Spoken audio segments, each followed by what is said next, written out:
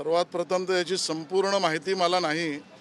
ही माहिती घेऊन याच्यावर नक्की भाष्य करीन. पण मी नक्की सांगेन की संघ आणि संघाचे सेवा कार्य यामध्ये राजकीय अभिनिवेश, राजकीय व्यक्तींचा सहभाग किंवा राजकीय व्यक्तींशी संपर्क हा कधीच नसतो. त्यामुळे संघाच्या कुठल्याही सेवा कार्य, मग हॉस्पिटल असेल किंवा अजून काही असेल, यामध्ये कुठलाही राजकीय वास असण्याचं कारण नाही. राहता राहिला विषय शताब्दीच्या बाबतीमध्ये माननीय आयुक्तांकडून, मुंबई महापालिका आयुक्तांकडून मी माहिती घेईन. या विषयामध्ये निविदा प्रक्रिया होणार होती एवढी मला नक्की माहिती आहे. त्या निविदा प्रक्रियेची पूर्ण माहिती मी घेईन. या संदर्भामध्ये निविदा प्रक्रियामध्ये काही अनियमितता असेल, त्यांनी केलेल्या आरोपानुसार कोणाला तरी मदत आणि कोणाच्या तरी विरोधात असं काही असेल तर त्याची नक्की चौकशी करू.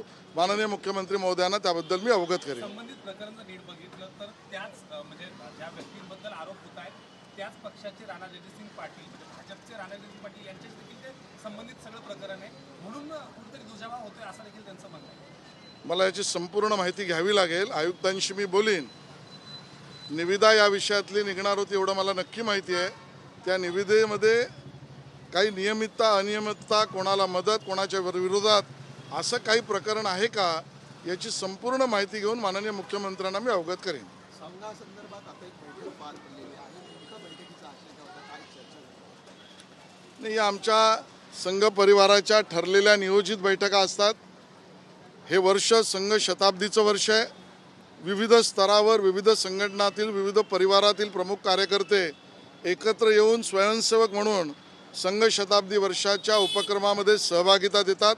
त्यातलाच ह्या बैठकीचा एक भाग होता. आशिषजी, राज ठाकरे यांनी भाजपच्या म्हणजे एक पोस्टर शेअर केले आज बाळासाहेबांच्या याच्यानिमित्त, आणि तुमच्या हिंदुत्वावर एक कुठेतरी प्रश्नार्थक चिन्ह त्यांनी विचारले. खरं तर 11 वर्षानंतर राज ठाकरे त्या ठिकाणी आज एकत्र दोघे बंधू पाहायला मिळाले, पण हिंदुत्वावर प्रश्नचिन्ह भाजपच्या काय उत्तर आहे? त्यांनी एक पोस्ट केली आहे की ओव्हरऑल कसं म्हणजे राजकीय हिंदुत्व भाजपचं कसं आहे, फक्त राजकारणासाठी हिंदुत्व भाजपने कसं वापरतं? मी आज हिंदू हृदय सम्राट बाळासाहेब ठाकरे यांना आम्ही वंदन करतो. भारतीय जनता पक्षाच्या वतीने वंदन आणि अभिवादन त्या ठिकाणी करतो आहे. आजच्या दिवशी तरी त्यांनी राजकारणावर न बोलणं सोयीचं होतं. सन्माननीय राज ठाकरे यांच्या सर्व प्रश्नांना थेट उत्तर देण्याची क्षमता आमच्याकडे आहे. संधी साधूपणा आणि पलटी मारण्याच्या भूमिका यावरचे थेट प्रश्न आम्ही विचारू. आज ती वेळ नाही. आज वंदनीय बाळासाहेब ठाकरे यांना अभिवादन आम्ही करतो आहोत. पालघर हत्याकांडातील जे आरोपी होते चौधरी, त्यांना भाजपमध्ये प्रवेश देण्यात आलेला होता. मात्र या प्रवेशावरून मुख्यमंत्र्यांनी स्पष्टीकरण दिलं होतं की ज्यावेळी तुमच्या पक्षासोबतच्या सत्ता विरोधकांनी कुठलीही टीका केली नाही. आता प्रदेशाध्यक्षांनी स्थगिती दिली. रोहित पवार असं म्हणतात, ना नीती ना मत्ता, प्रिय फक्त सत्ता. हा नियम रोहित पवारांना लागू आहे, त्यांच्या पक्षाला लागू आहे.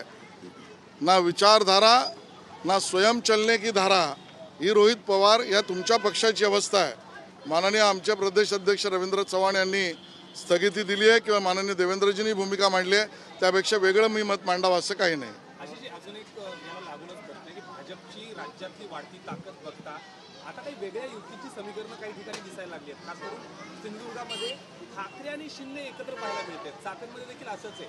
म्हणजे महाविकास आघाडीचा एक प्रयोग राज्यानं पाहिला होता, पण आता भाजप विरुद्ध म्हणजे उरले सुरले सगळे सर्वपक्षीय नेते आणि खास करून ठाकरे आणि शिंदे पण एकत्र बघतात. काय भाजपच्या बाबतीत? मी एका विशिष्ट जिल्ह्याबद्दल बोलणार नाही, पण एक महायुतीत आमच्या ठरलेलं आहे की धोरण एकच आहे आणि प्रयोग एकच. महाविकास आघाडी जी पराजित होणारच आहे त्याला संपूर्ण पराजित करणे, यासाठी सर्वानुमते महायुतीत जे एकत्रित ठरवू ते करू.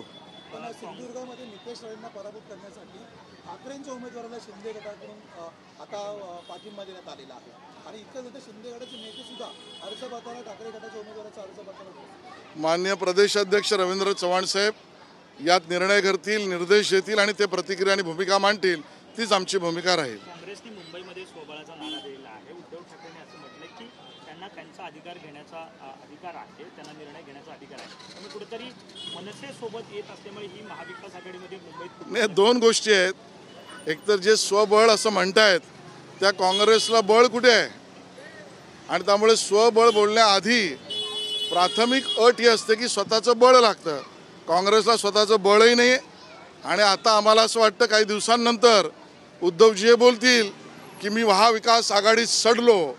जसं आमच्याबरोबर सत्ता भोगल्यानंतर स्वार्थापोटी उद्धवजी बाहेर पडून मी सडलो म्हणाले, तसं आता सत्तेच्या मोहापाठी काँग्रेसला सोडून महाविकास आघाडीत सडलो असं उद्धवजी आता तरी बोलू नका, स्पष्ट काहीतरी मांडा. मागील 2-3 निवडणुका मुंबई महापालिकेच्या पाहिल्या तर दोन्ही ठाकरे एकत्र येतील अशी चर्चा होती. त्या निवडणुकीमध्ये जागा वाटपासाठी काही प्राथमिक चर्चा सुद्धा तेव्हा झाल्या होत्या. आता पुन्हा एकदा येण्याची वेळ जी आलेली आहे, उद्यापासून त्यांचं जागा वाटपाची चर्चा होणार आहे अशी माहिती सध्या मिळते. काय वाटतं, हे गणित दोघांचं जुळेल? मला वाटतं की कपोल कल्पित विषयांवर मी प्रतिक्रिया देणार नाही. त्या दोघांना अगोदर एकत्र यायचं की नाही ते दोन्ही पक्षांनी ठरवू दे, त्यांना ते घोषित करू दे. त्यांनी घोषित केल्यावर 100 प्रश्न मी विचारीन, 100.